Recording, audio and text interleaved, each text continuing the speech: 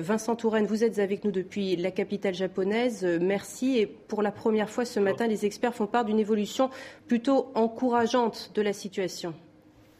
Absolument, il semble qu'on prenne la voie d'une stabilisation de la situation. Depuis 2 jours maintenant, on n'a plus de mauvaises nouvelles en cascade, comme c'était encore le cas en tout début de semaine. Les super pompiers de Tokyo font en sorte de régler le problème de cette piscine dans laquelle les barres de combustible surchauffent. La tentative de ce matin a porté ses fruits, beaucoup plus en tout cas que celle de la veille avec les hélicoptères qui larguaient, vous l'avez vu, cette eau parfois à côté du réacteur numéro 3.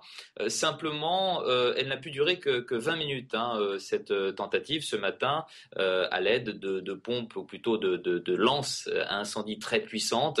Des camions-citernes ont visé donc ce réacteur numéro 3. Simplement, le véhicule qui était chargé de pomper l'eau de mer pour alimenter la lance est tombé en panne, ce qui fait que l'opération n'a plus duré que 40 minutes et je ne suis pas sûr que l'objectif des 50 tonnes d'eau envoyées vers le réacteur ait été atteint, mais en tout cas ce n'est que partie remise.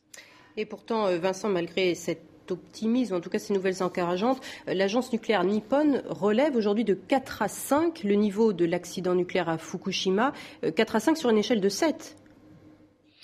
Oui, absolument. Mais vous savez qu'on est aussi, il y a une grande agence gouvernementale ou une grande agence onusienne qui faisait état d'un accident d'1,6 degré sur une échelle de 7. Et effectivement, c'est un incident assez grave. Je ne pense pas que cela change quelque chose à l'état d'esprit des Japonais, des Tokyoïtes ce soir, qui voient plutôt ces pompiers faire en sorte de stabiliser la situation. Ce que l'on aimerait savoir ici à Tokyo, c'est exactement quel est le degré de radioactivité. Jusqu'à maintenant, on n'avait qu'une source gouvernementale relayée par la chaîne NHK qui faisait état de mesures, non seulement dans Tokyo, mais autour.